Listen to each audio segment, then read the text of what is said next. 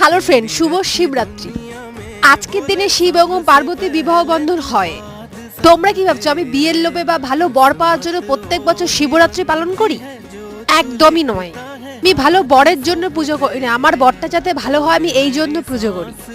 পৃথিবীতে যত শিব রয়েছে সব শিবের দুই ভাই এমন শক্তি যাতে পৃথিবীর প্রত্যেকটা পার্বতীকে যাতে নিজের বক্ষে আগলে রাখতে পারে। আমারটাকে একটু বেশি দাও। পৃথিবীতে যত সম্পর্ক রয়েছে সব সম্পর্কই যেন সুন্দর হয়, প্রত্যেকটা স্বামী যেন তার স্ত্রীকে সম্মানের সহিত তার বুকে আগলে রাখে। আমি এখন অধীর আগ্রহে অপেক্ষা করছি শিবের মাথায় জল ঢালার জন্য। আর এই মন্দিরটা রয়েছে আমাদের ঠাকুরনগর প্ল্যাটফর্মের নিচে।